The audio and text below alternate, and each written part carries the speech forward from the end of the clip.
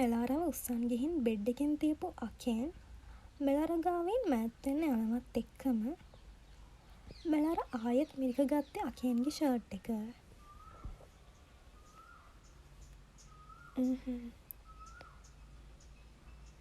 ඉතින් මෙලාර අඩනින්දෙන්ම අකයන්ගේ පපුවේ උණුහම හොයද්දී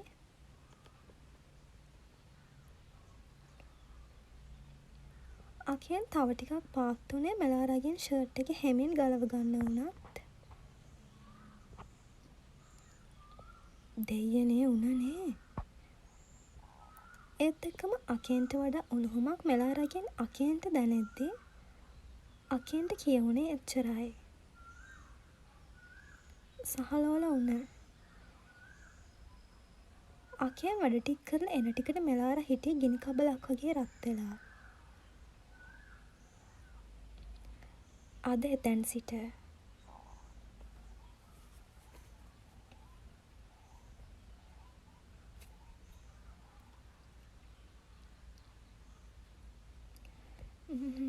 කේන් ඉතින් මෙලාර තවමත් හිටියේ අකයන්ගේ පපුව එයාට උණුහුම් වෙන්න ඕනි කියලා උණ විකාරයෙන් කියවන ගමන් එන්නම පරිසරය අඳුරු වීගෙන එද්දී මෙලාරාගේ ෆෝන් එක දිගින් දිගටම වයිබ්‍රේට් වෙන්න ගත්තා. මැනික ඇසරින්න මැනික ඔහොමින් එපා දෙයියනේ. කෝ නැගිටින්න මැනික ඇසරලා මන් දිහා බලන්න. බෙඩ් එක උඩ ඔහේ වැතිරලා ඉන්න අකෙන්ගේ ෂර්ට් එක තාමත් මිරිකන් ඉන්න මෙලාරාගේ ඒ පණ නැති අතක් අල්ලන් අකෙන් එහෙම කිව්වේ මෙලාර මෙහෙම ඉන්නවා බලන් ඉන්න බැරිම තැන. මෙලාර කොහොමත් ඇස්සරින්නද මෙලාර හිටියේ උණ විකාරයෙන්. පූල් එකෙන් එළියට ගත්ත වෙලේ ඉඳන් මෙලාර තාම පියවි සිහියට ආවේ නැහැ.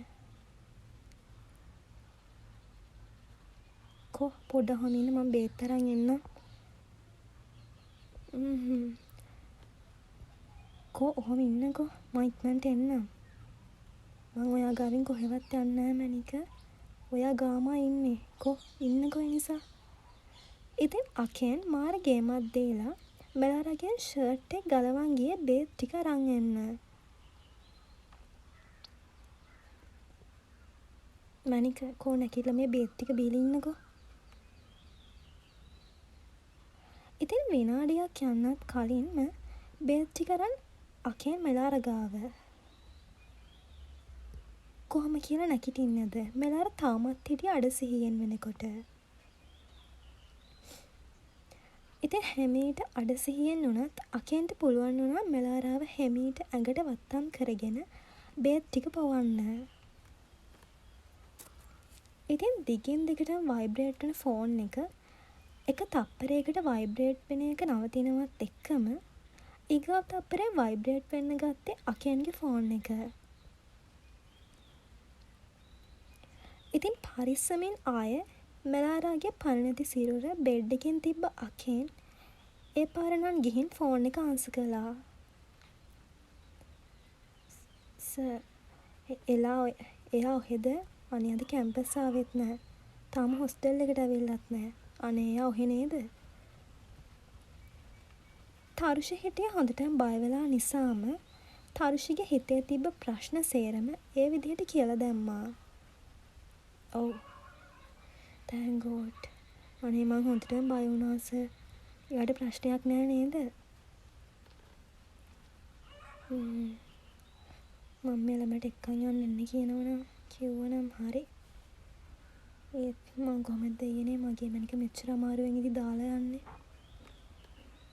ඒත් වෙන කරන්න දෙයක් නෑ අකෙන්. ඔයාට දැන් යන්න වෙනවා. මෙලාරව එක්කන් යන්න පුළුවන්ද ඔයාට? ඇයි සර්? එයාට මොකක් හරි ප්‍රශ්නයක්ද? පුළුවන් නම් එයාව එක්කන් යන්න. මං හොස්ටල් එක ගාවට එන්නම් මෙයා. ඔයා එතනට එන්න. ඉතින් එච්චරක් විතරක් කියපු අකෙන් ෆෝන් එක කට් කළා.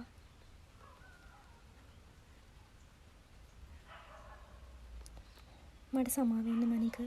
මේ වෙලාවේ ඔයාලා ගින්න. මට බැරි වෙනවට. මම පුළුවන් තරම් ඉක්මනට ආය ඔයාගාවට එනවා. මං එනකම් මගේ මැනික පරිස්සමෙන් ඉන්න හොඳද? අමාරුයි මට දවස් ගාණක් මාව නිමෙන ඔය හිනාව දකින්න නැතුව ඉන්න. ඉතින් අන්තිම හරියේදී අකියන් බර හුස්මක් පිට කළේ මෙලාරාව දාලා යන ලෝභ කමින් වගේ. ඔයා පිළිගන්නවද මැනික? ඔයාට ඒ වෙලේ සිහියෙන්නේ නැතුව යද්දී අන්තිම හරියේදී අකියන්ගේ කටහඬ පවා බිඳිලා යද්දී මට හුස්ම ගන්න පවා අමතක වුණා. මාව දාලා යන්න එපා මැනික. බැරි වෙලාවක්වත් ඒ වෙලේ ඔයාට මොන හරි වුණා නම් අන්තිම වචන ටික අකියන්ගේ උගුරස්සෙම හිර වෙලා යද්දී නෑ කිසිම කෙනෙක්ට බෑ ඔයා මගෙන් උදුර ගන්න. අඩුම ඔයාටවත් බෑ මගේ ජීවිතෙන් යන්න. මං ඉන්නකම් ඔයාගේ ජීවිතේට කිසිම දෙයක් වෙන්න මං ඉඩ තියන්නේ නෑ. මෙලාර මං ප්‍රොමිස් වෙනවා. තමුසෙට මොන හරි වුණොත් මම මේ ලෝකේ ජීවත් වෙලා වැඩකුත් නෑ. තමුසෙට මොන හරි වුණොත් මම මේ ලෝකේ එක තප්පරයක් ජීවත් වෙන්නෙත් නෑ. මට ඒක දරා ගන්න බැරුව යයි මැනික. මම පිස්සෙක් වෙන එකක් නෑ. ඔයා මේ ලෝකේ ගියා කියලා දැනගත්ත තප්පරේම මගේ හදවත නතර වෙලා යයි. මං දන්නේ එච්චරයි. උඹේ හදවත මේ ලෝකේ කොහේම හරි තැනක ගැහෙනවා කියලා දැනගෙන මට පිස්සෙක් වෙලා ජීවත් වෙන්න පුළුවන් වුණත් හැබැයි මැනික ඔයා මේ ලෝකේ තවත් හුස්ම ගන්න නැහැ කියලා මට දැනුණොත් මගේ හදවතත් ඒ මොහොතේම නතර වෙලා යයි.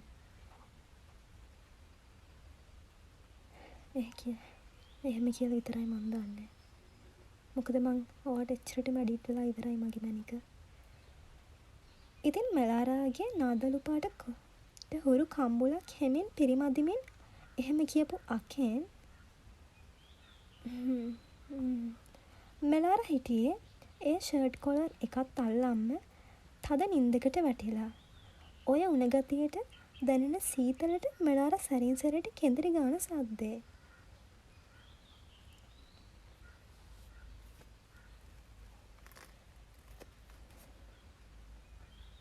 මගේ හිත හරි ලස්සනට ඔයා හොරකම් කරන් ඉවරයි මැනික. මං එනකම් පරිස්සමින් ඉන්න හාද? මං ඉක්මනින් එන්නම්. හිතේ තව කියන්න දේවල් ගොඩක් තිබ්බත් එතනින් විතරක් නවත්තපු අකෙන් ඒ නල්ලට තොල් තද කරේ එක තප්පරයකටවත් මන් ඔබ වෙන එකෙක්ට අයිති වෙන්න දෙන්නේ නැහැ කියන ලෝභ හැඟීමෙන්.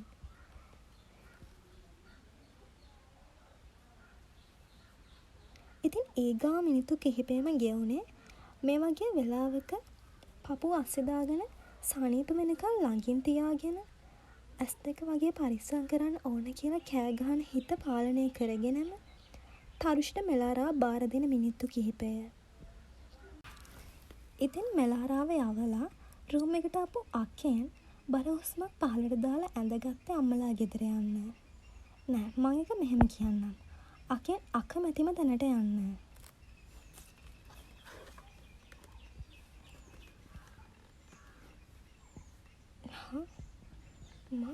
මං කොහොමද මෙතන ඉන්නේ? එතකොට මම මැරුන් නැද්ද? නෑ පණ පිටින්. ඉතින් උදේ වෙද්දී අකෙන් දීපු බේත් වලින් මෙලාරාගේ උණගතිය බහලා ගිහින් තිබ්බා. මෙලාරම එයාගේ අතම පොඩ්ඩක් කොනිත්තල බලලා එයා තාම පණ පිටින්ද කියලා කන්ෆර්ම් කරගන්නවා. ඉතින් තප්පර ගානක් ඇතුළත මෙලාරාට ඒ වෙච්ච දේවල් ප්‍රොසෙස් වෙද්දී කේන් මට මතකයි. ඔයා නේද ඒ මට සිහියේදී මගේ ළඟ හිටියේ. ඉතින් මෙලාරා ඉක්මනින් ෆෝන් එක හොයලා අරන් ගත්තේ අකේන්ට. වෙන මොකටවත් නෙවෙයි මෙලාරාට මතක නැති සිද්ධි ටික අකේන්ගෙන් දැනගෙන වීඩියෝ ක්ලිප් එක සම්පූර්ණ කරන්න. මං හිතන්නේ මෙලාරාට අතරමැදින් හිඩස් තියෙනකට හිතට හරි මදි ඇති. ප්‍රතිචාරයක් නෑ. ඇයි මේ කේන්ගේ ෆෝන් එක ඕප්? මෙලාර කලබලෙන් නැගිට්ටා. "ඕ එලා, උඹට සිහිය ආවද?" "ඇයි? මං සිහිය නැතුවද හිටියේ?" "නෑ උඹ උණ විකාරෙන් හිටියේ." "මොකක්?" "ඔව්. උඹටද කැම්පස් යන්න බෑ නම් අපි ඉමු." නෑ යමු.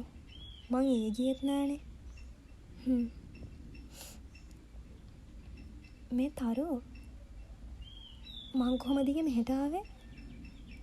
"අකෙන් එක්කන් ආවේ." "මේ එලා අකෙන් කියන්න කිව්ව දවස් දෙකකට එයා නෑ කියලා, රූම් එක ක්ලීන් කරන්න එන්න එපා කියලා." "මොකක්? දවස් දෙකක්?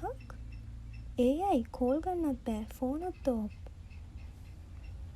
ඉතින් දවස් දෙකක් අකෙන්ව දකින්න හම්බෙන්නේ නෑ කියලා දැනෙද්දි මෙලාරාගේ මුළු හිතම පිරීලා ගියේ මහා මූසල හැඟීමකින්. ඒ මදිවට ෆෝනුත් ඕෆ් කියලා මතක් වෙද්දි මෙලාරාට දැනුනේ සොහොනක් මැද්දෙන් තනියම ඇවිදන් යනවා වගේ හැඟීමක්. ඉතින් මෙලාරලා හිටියේ කැම්පස් එකේ. අන්න අර කියනවා, "ඊයේ සර් ලෙච් එක දෙන්න ආවෙත් නෑ, මෙයා ආවෙත් නෑ කැම්පස්." "ඔව් මාත් බලාගෙන. දෙන්නම ඊයේ කොහේ හරි ගිහින් වගේ." "අම්මෝ මේ වගේ කෙල්ලෝ දන්නෙම ලොකු අතු අල්ලගන්න තමයි. උඹ හිතනවා සර් මේකට සිරා කරනවද කියලා?" "අනේ මන්ද බං." "අනේ මන්ද නෙවෙයි යකෝ. උඹ හිතුවා සර්ට පිස්සු කියලා මේ වගේ කියක් එක්ක යාළු වෙන්න?" "ෂුවර් එකට සර් වැඩේ කරන් අතාරී පිස්සුත්තොට. මට නම් හිතෙන්නේ සර් සිරා කියලා." "පිස්සුද බං සර්ට මේ වගේ කෙල්ලෙක් එක්ක යාළු වෙන්න?" ඉතින් හතර වටින්ම ඇහෙන කතාවලට මෙලාරාගේ ඇස්වලට කඳුළු පිරෙන එක නවත්ත ගන්න මෙලාරටවත් බැරි වුණා. ඉතින් මෙලාර දුවන් ගියේ වොෂ්රූම් එකට. තරුෂිත් ඒ පස්සෙන්ම ගියේ මෙලාරාට පොඩි දෙයටත් දුක හිතෙන බව දන්න නිසාමයි. "අනේ බං එලා, උඹ ඕව ගණන් ගන්න එපා බං, දන්නවනේ උන්ගේ හැටි." "කෝ අඬන්න එපා එලා, මට බලන් ඉන්න බෑ උඹ අඬනවා."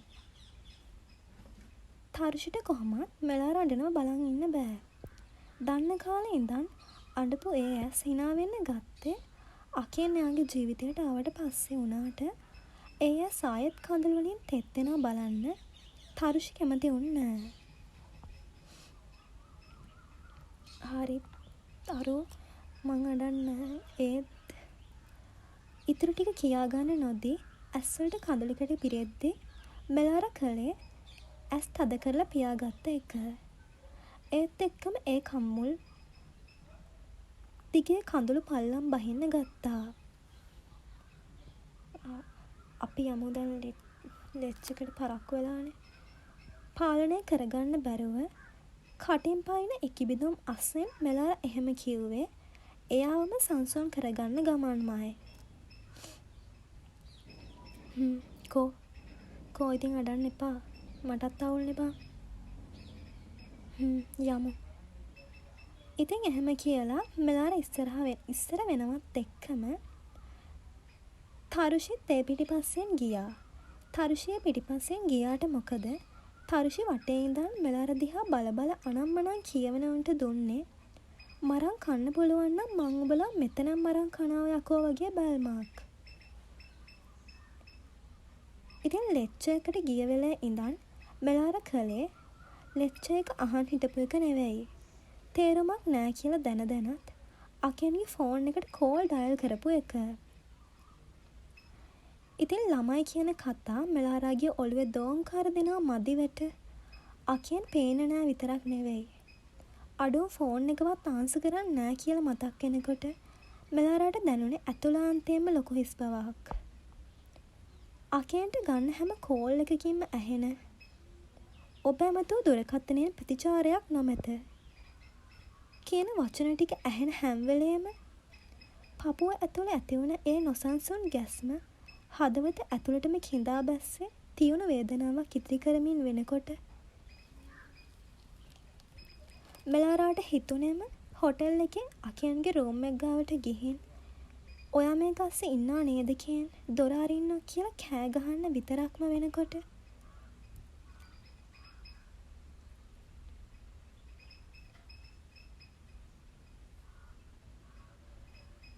ඇයි කේන්? ඇයි ෆෝන් එක ඔෆ් කරන් ඉන්නේ? අඩුම කොහෙද යන්නේ කියලා මට මැසේජ් එකක් දාලා යන්න බැරි වුණාද? කේන් ඔයාට එච්චරටම අමතක වුණාද? හෝල් එකේ උගන්නන ලෙක්චර්ගේ සද්දෙට වඩා සද්දෙන් මෙලාරාගේ හදවත කෑ ගහන්න ගත්තා.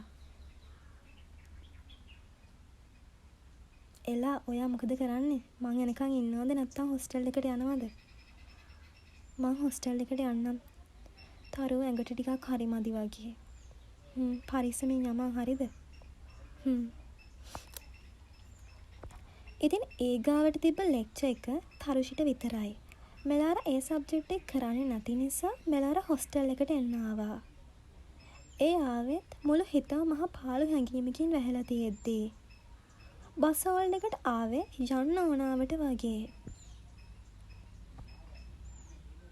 ඉතින් මෙලාරා බස් හෝල්ඩ් එකේ බස් එකක් එනකන් ඉඳගෙනත් කරේ අකෙන්ට කෝල් ඩයල් කරපු එක.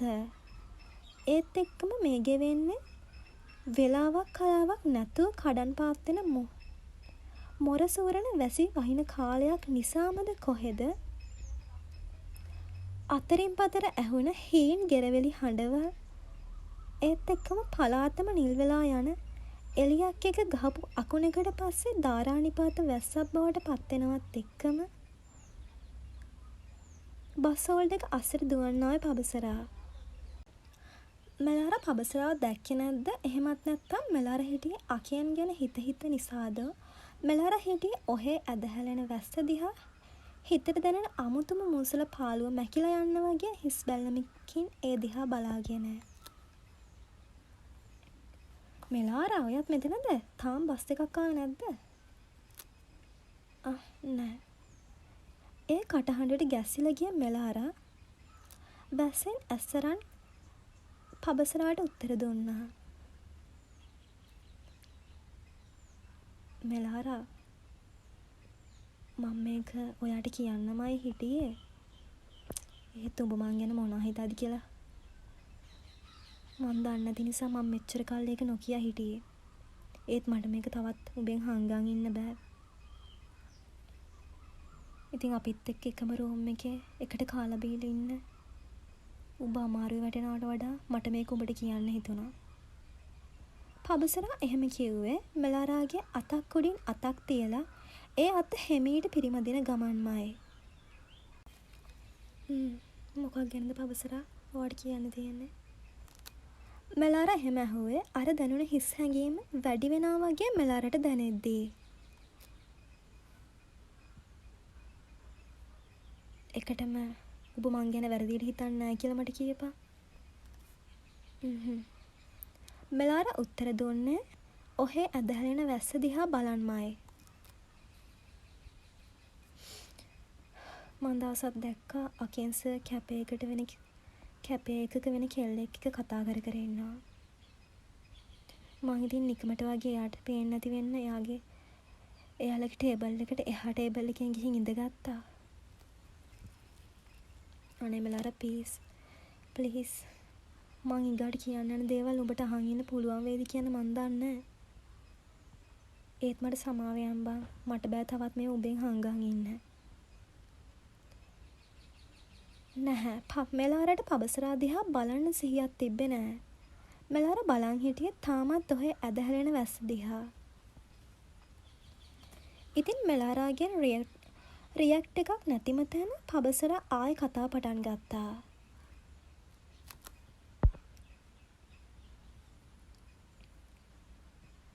මට තේරෙන්නේ නැහැ උඹට මේවා කොහොම කියන්නද කියලා. එයාලා දෙන්න කතා කරේ මැරේජ් එකක් ගැන. පස්සේ ටිකකින් ඒ කෙල්ල ඇහුවා අකෙන් සර්ගෙන් ඔයා මෙලාරා කියලා කෙල්ලෙක් එක්ක මොකක් හරි සම්බන්ධයක් තියනවද කියලා. ඒ වෙලාවේ සර් දීපු උත්තරේ ඇහුවම මට තේරෙන්නේ නැහැ මෙරාලා ඇයි එහෙම කියලා. මට හිතා ගන්න බැරි වුණා සර් එහෙමයි කියලා.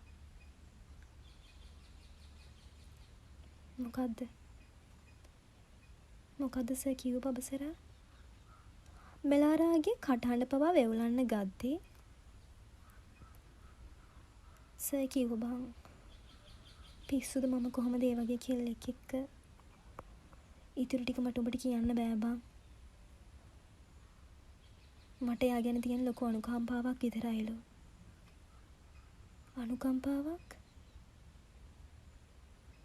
එච්චර වෙලා වැස්ස දිහාම බලන් හිටපු මෙලාරාට හිස් හැඟීමකින් කියවුනේ එච්චරයි. ඔව් මෙලාරා, මටත් ඒක අහලා එපා වුණා බං. සර් කිව්වා ඔයා බලාගන්න ඒක එයාගේ වගකීමක් වගේ එයාට දැනෙනවලු. එයාට ආව දැක්කම එයාගේ නංගි කෙනෙක් වගේ දැනෙනවලු.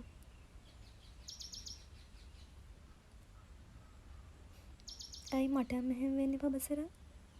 මම හිතුවේ සර් මට ඇත්තටම ඉතිරි වචන මෙලාරාගෙන් පිට වෙන්නේ නැතුව යද්දි මෙලාරාට දැනුනේ ඒ වෙලේම එයා මැරිලා ගියා නම් හොඳයි කියලා විතරක්ම වෙනකොට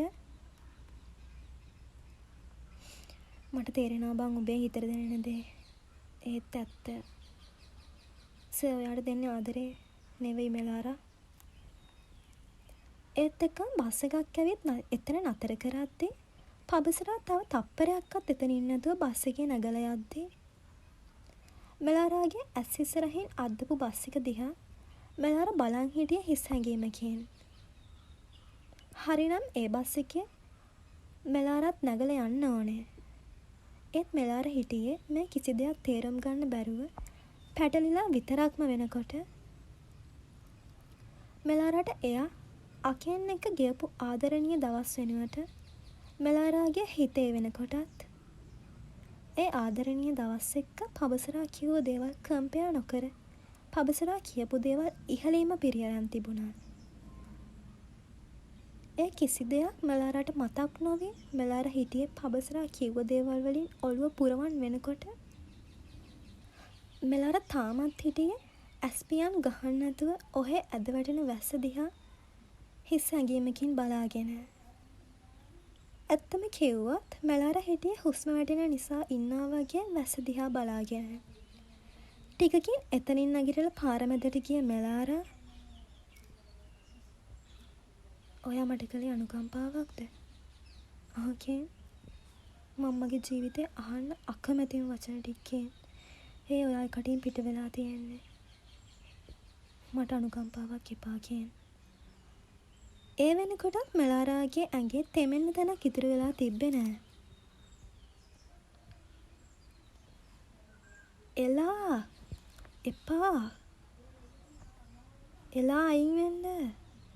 ඒත් එක්කම ආපු වාහනයකට මෙලාරා හැප්පෙන්න යනවත් එක්කම කොහෙදෝ ඉඳන් දුවන්නව සචින් මෙලාරාවත් ඇදගෙන පැත්තකට පැන්නා. ඒ තප්පරයෙන් මෙලාරා සිහි නැතුව සචින්ගේ ඇඟට කඩන් වැටෙද්දී එලා ඇයි මේ? සචින් හිටියේ මේ කිසි දෙයක් හිතා ගන්න බැරුව. මෙලාරාගේ කම්මුලට කොච්චර තට්ටු කළත් මෙලාරට නම් සිහි එන පාටක් තිබුණේ නැහැ. ඒත් එක්කම ආව වීල් එකට අත දාලා නැවතුව සචින් කොහෙටද? ඔහොම යන්න මං කියන්නම් පාර. කෙලින්ම ගිහින් වයිහන්දියෙන් දකුණට දාන්න. එලා නැගිටින්න එලා. සචින් හිටියේ මෙලාරාගේ කම්මුල් වලට තට්ටු කර කර සිහිය ගන්න try කරන ගමන්. නෑ සිහිය එන පාටක් නම් තිබුණෙම නෑ.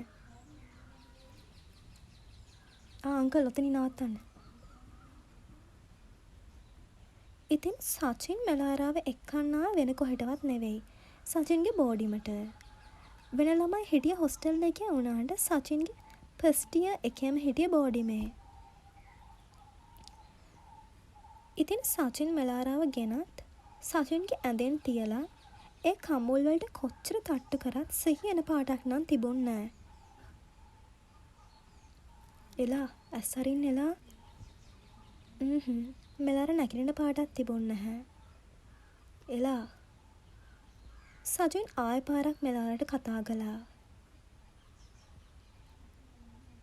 දැන් මොකද කරන්නේ? ඒ මදියට හොඳටම දෙමිලා තෙත් ඇඳුම් ගලවන්න වෙයි. සචින් එහෙම හිතුවේ මෙලාරාගෙන් මෑත් වෙලා ඉන්නටත් අත ගහන්. ඒත් එක්කම පලාතම දෙදරලා යන්න අකුණක් ගහද්දී සචින්ගේ හිත බව පොඩ්ඩක් ගැස්සුණා. ඒත් මෙහෙම හිටියොත් අසනීප වෙයි. අනේ මගේ එලා මොකද කරන්නේ? මගේ ඇඳුමක්වත් උඩින් අන්දනවා.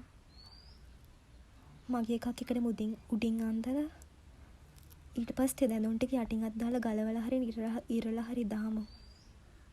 වෙන කරන්න දෙයක් නැහැ. සිහියන පාටකුත් නැහනේ. ඔව්.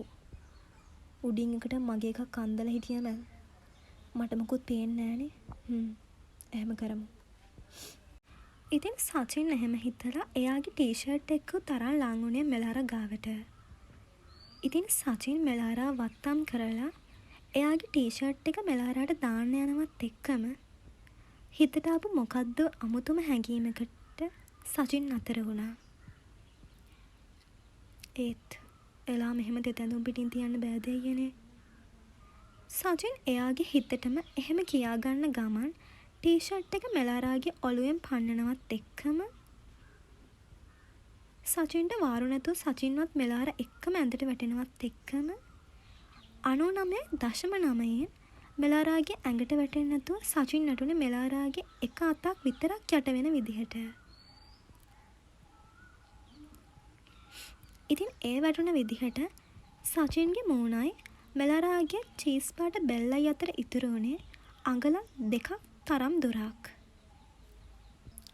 ඉතින් ඉක්මනට එතනින් නැගිටපු සචින් ආයමත් මෙලාරාව වත්තම් කරගෙන ටී-ෂර්ට් එක බෙල්ලෙන් පන්නන්න යනවත් එක්කම මෙලාරාගේ බෙල්ලෙන් එන සුවඳට මත් වුණු සචින්ට දැනුනේ එයාගේ පපුව වේගෙන් ගැහෙන්න ගන්නවා. ඉතින් ළඟින්ම දැනෙන මෙලාරාගේ සුවඳත් එක්ක සචින්ට තවත් ඉවසන්න ඉන්න පුළුවන් වුණේ නැහැ. ඉතින් සචින් කලේ එයාගේ නහය සෙන්ටිමීටරයක දුරින් තියන් මෙලාරාගේ බෙල්ල දිගේ නහය අදන් ගිය එක. සුවඳයි මලක් වගේ සිනිඳුයි.